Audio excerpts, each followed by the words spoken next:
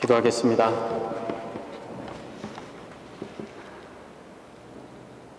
그 어느 것 하나 우리의 힘과 능력과 우리의 노력으로 이루어진 것이 없음을 고백합니다. 오직 주님의 은혜입니다. 이 땅에 생명을 얻음과 천국의 소망을 얻음, 영원한 생명을 얻는 것까지도 주님께서 주셨습니다.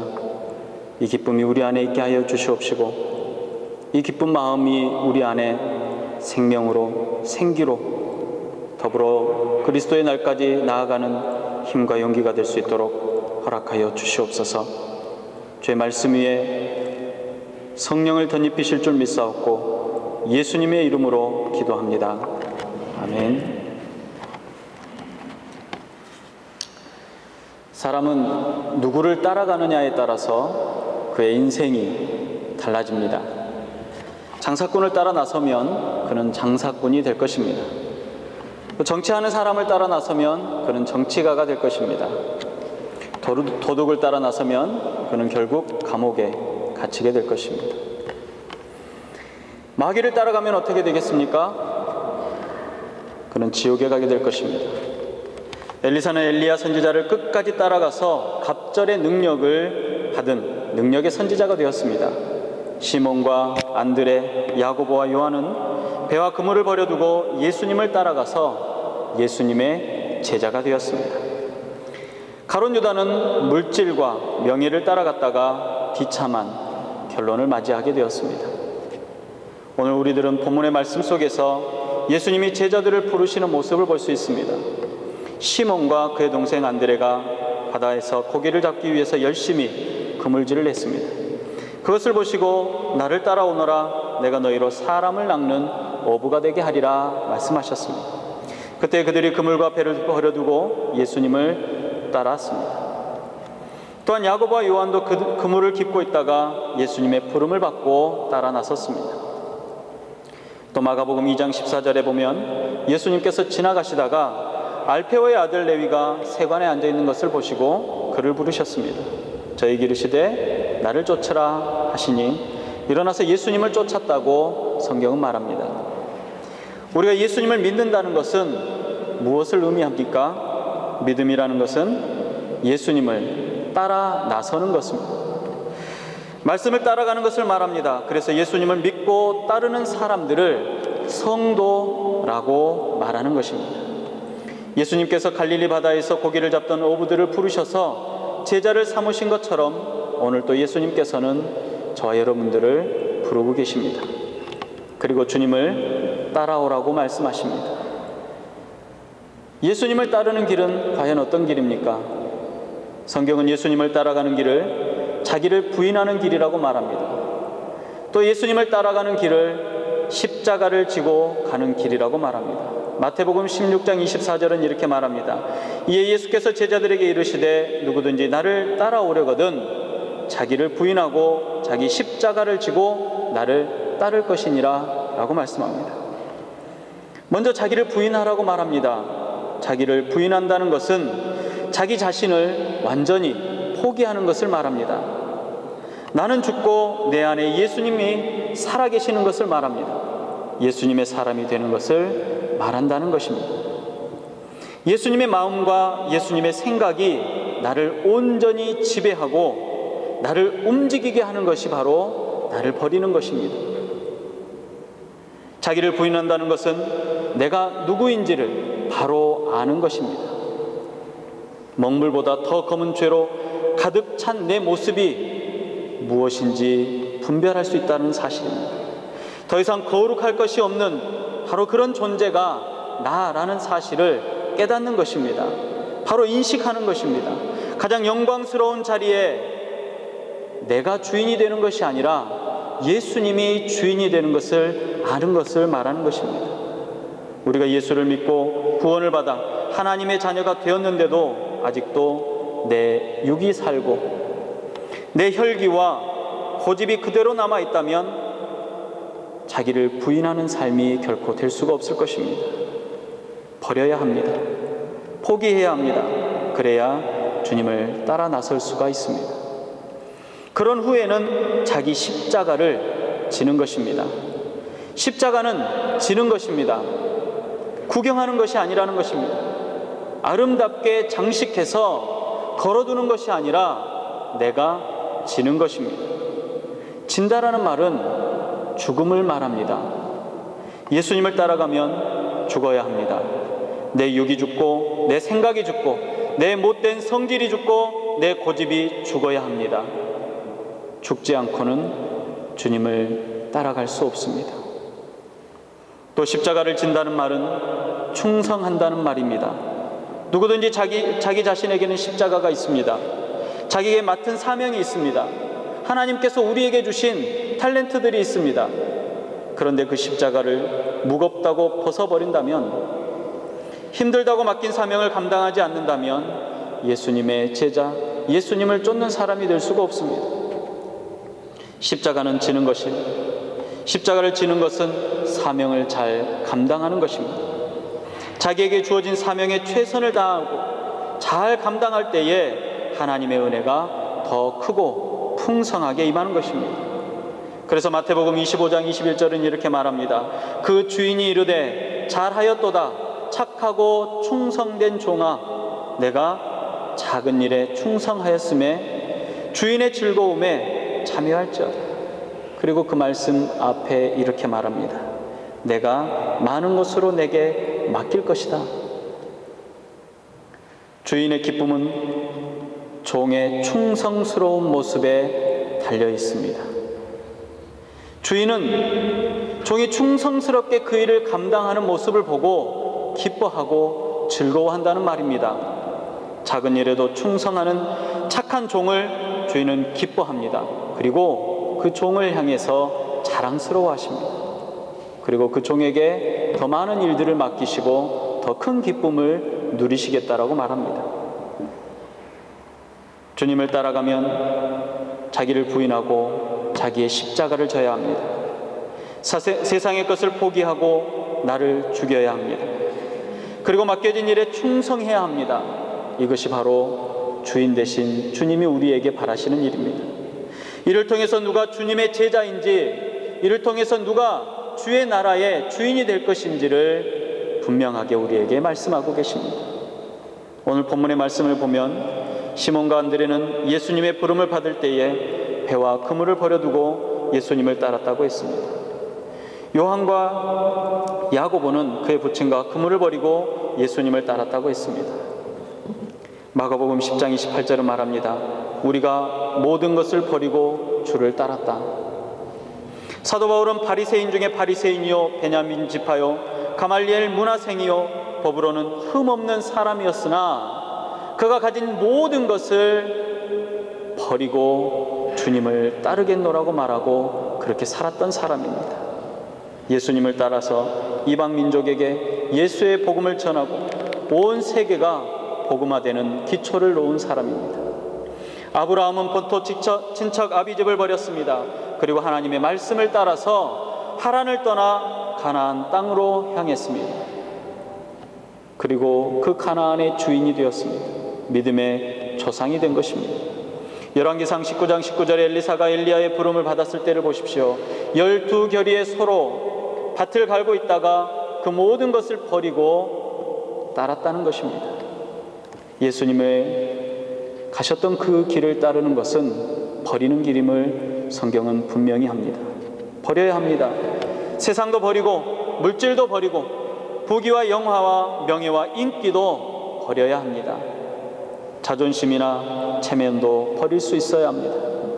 때로는 나의 목숨까지도 버려야 할 때가 올 것입니다. 버릴 수 없으면, 버리지 않으면 예수님을 따를 수 없는 때가 반드시 오게 될 것입니다. 요즘 뉴스를 통해서 시베리아 난민들의 생명의 위협으로부터 피난길에 오는 모습을 종종 봅니다. 그들의 길에는, 피난의 길에는 고달픔과 고난이 가득합니다. 저는 그들을 보면서 늘 생각합니다. 만약 나에게 저와 같은 일이 생긴다면 내 배낭에 무엇을 챙겨야 할까? 내 배낭에 어떤 것을 담아야 할 것인지를 생각합니다.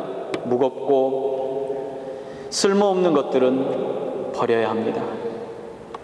어디서든지 요긴하게 사용할 수 있는 것으로 최소한의 것들만 챙겨서 배낭에 담아야 할 것입니다. 생명을 구하기 위해서 떠나는 길은 바로 믿음의 길입니다. 이 믿음의 길에 여러분의 배낭에 어떤 물건들을 챙기시겠습니까? 명예를 담겠습니까? 부귀와 영화를 담겠습니까? 생수 되시는 예수님, 영원한 생명의 떡 되시는 예수님이면 충분합니다. 달려갈 길을 마치고 마지막 거룩한 성 앞에 섰을 때 내가 도무지 너를 알지 못하노라며 진노하시는 예수님을 만나게 될 것인지, 착하고 충성된 종아 주인의 즐거움에 참여하라며 기쁨의 얼굴을 만나게 될 것인지, 우리의 배낭에 무엇을 담고 걸어갈 것인가에 달려 있습니다. 내려놓으시기 바랍니다. 도저히 이것만은 안 될 것 같은 바로 그것이 우리의 발목을 잡는다면 그것은 반드시 내려놓아야 합니다. 마치 비난 행렬을 위해서 배낭을 꾸리는 것처럼 우리는 우리의 삶에 신중해야 합니다. 생명과 관련 없는 세상의 가치로운 것들에 우리의 마음이 뺏겨서는 안 됩니다.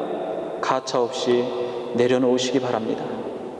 지금 당장은 나를 높여주는 것들이며 지금 당장은 나를 존귀하게 보일 것 같은 것들이지만, 생명을, 영원한 생명을 구하러 떠나는 길에는 아무런 소용이 없습니다. 내려놓고 버리고 영원한 생명을 구하시는 지혜가 여러분 모두에게 있으시기를 축복합니다. 예수님께서 그러셨던 것처럼 예수님을 따라가는 길은 멸시와 천대를 받는 길입니다. 예수님께서 하나님의 나라를 전하시며 각 마을을 돌아다니셨습니다. 그때에 예수님과 제자들 앞에 나왔던 사람들을 한번 생각해 보십시오. 하나같이 생명에 관해서, 하나님의 나라에 관해서 궁금해 온 것이 아니었습니다. 그들은 신비로운 선지자와 같은 일을 구경하러 온 것입니다. 자신들을 병과 다른 이들처럼 자신들도 고쳐지기를 원해서 예수님 앞에 나온 것입니다. 혹시나 흠이나 결점을 들춰내서 잡아 가두고 죽이려던 사람들이 예수님 앞에 나온 것입니다. 예수님께서는 여우도 굴이 있고 공중의 새도 거처할 수 있습니다. 인자는 머리 둘 것이 없다고 한탄하셨습니다. 마음 편히 쉴 수 있는 안식처조차 가질 수 없었던 게 예수님이 걸어가셨던 길입니다. 창조자이신 예수님께서 피조물에게 수치와 멸시를 받으셨습니다. 그것도 모자라 죽임을 당하기 위해 십자가에 못 박히셨습니다. 뿐만 아닙니다. 예수님의 제자들을 향해서도 얼마나 많은 사람들이 셀 수 없는 독설과 괴롭힘을 쏟아놓았는지 모릅니다. 오늘날에도 예수 그리스도를 믿는다는 이유만으로 괴롭힘을 당하고 죽이기까지 합니다. 그러나 예수님은 말합니다. 너희가 세상의 핍박을 받을 때에 하늘의 상이 크다. 마태복음 5장 11절과 12절은 예수님의 음성입니다. 나로 말미암아 너희를 욕하고 박해하고 거짓으로 너희를 거슬러 모든 악한 말을 할 때에는 너희에게 복이 있나니 기뻐하고 즐거워하라. 하늘에서 너희의 상이 큼이라. 너희 전에 있었던 선지자들도 이같이 박해했느니라 라고 말씀하십니다. 오해하지 말기 바랍니다. 우리가 받는 멸시와 천대는 결단코 거룩함을 벗어나서는 안 됩니다. 모든 수단과 방법을 가리지 않고 부를 축적하고 명예를 얻으며 받았던 핍박도 그리스도인이기 때문에 받았다고 하면 안 됩니다. 우리는 예수 그리스도 안에 순결한 자로 거룩함 앞에 서야 합니다. 사울 왕이 아무리 사람들에게 인정받고 사랑받는다 할지라도 하나님의 기준에 어긋나는 순간 그에게서 성령이 떠나버렸습니다. 악령에 시달리다가 결국 왕권도 생명도 하나님의 신임과 사랑도 잃어버리게 된 것입니다.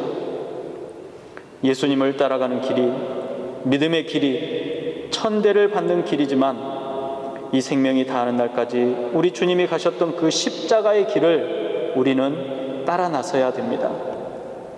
그 길이 아무리 험하고 고통스러워도 쓰러지면 다시 일어나야 합니다.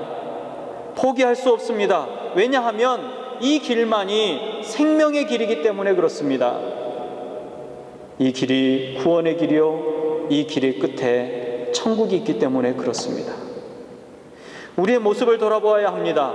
말로는 하나님을 믿는다 하면서 진실된 믿음이 없이 하나님께서 맡기신 일들을 감당하지도 못하고 예수님 따라가지도 못하며 언제나 하나님을 떠나 세상 길로 달려가는 것이 어쩌면 우리의 모습 아닙니까? 돌아보아야 합니다.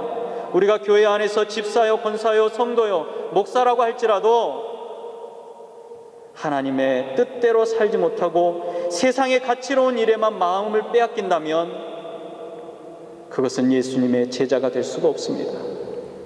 주님의 십자가를 지는 것도 아니고 주님을 따르는 것도 아닙니다. 하나님이 구원하여 준다고 하시는데도 그 말씀을 믿지 못하고 그 내 생각대로 살려고 발버둥 친다면 그것은 결코 주님의 제자가 될 수 없는 삶입니다. 어쩌면 이게 우리의 모습이 아닙니까? 어쩌면 우리의 모습이 이렇지 않습니까? 다시 한번 돌아보는 것, 그리스도 예수 안에 다시 믿음을 회복하는 것, 그리스도 예수 안에 다시금 거룩함을 회복하는 일이 개혁입니다. 히브리서 12장 2절은 말합니다. 믿음의 주여 또 온전케 하시는 이인 예수를 바라보자. 예수님을 바라보며 부르심에 응답하시기 바랍니다. 예수님을 따르는 길은 나를 버리고 주님의 십자가를 집어드는 것입니다. 나를 위해 피의 대가를 치르신 그 십자가를 바로 바라보고 내가 치는 것을 말합니다. 나를 향한 하나님의 마음, 세미한 음성의 귀를 기울이며 충성하시기 바랍니다. 이 길은 세상이 말하는 영광스러운 길이 결코 아닙니다. 멸시와 천대를 받고 수치스러운 길이 될 것입니다.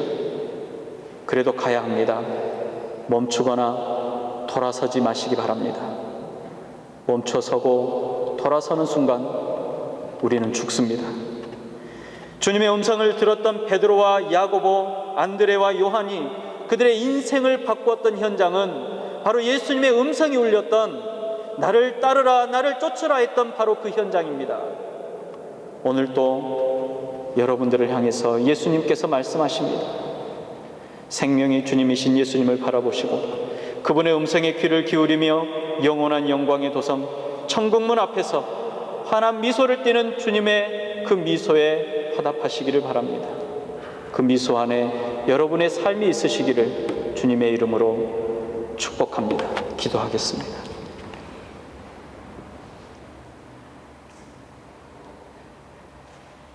주님, 우리의 선배들처럼 도저히 거룩하게 살 수 없었습니다. 우리의 믿음의 선배들처럼 충성되게 살 수 없었습니다. 조그마한 이익 앞에 믿음을 저버리고 조그마한 명예를 위해서 주님을 외면했습니다. 세상 가운데 서서 스스로를 높다 하며 자랑하고 기뻐했던 우리의 모습을 돌아봅니다. 용서하여 주시옵소서. 회개하는 주의 백성들의 마음을 주님 받아주시옵시고 이제 다시금 주님 앞에 돌아서며 십자가를 집어드는 주의 거룩한 백성들의 삶을 지켜 보호하여 주시옵소서. 사탄의 회방과 모략과 계략으로부터 보호하여 주시옵시고 마지막 날 마지막 때에 주님의 도성 앞에 섰을 때에 기쁨으로 주님의 즐거움에 참여할 수 있도록 허락하여 주시옵소서. 이 시간 결단하는 주의 모든 백성들의 마음 앞에, 이 시간 결단하는 주의 모든 백성들의 삶 앞에 주님 성령의 충만함으로 덧입혀 주시옵소서. 나를 내려놓고 주님의 십자가를 집어들었습니다. 그 걸음이 수치스러운 멸시와 천대와 박해의 걸음일지라도 주님 분연히 이기고 걸으며 나아갈 수 있는 용기와 담력을 허락하여 주시옵소서. 복으로 허락하시는 우리 구주 예수님의 이름으로 감사하며 기도드리옵나이다. 아멘.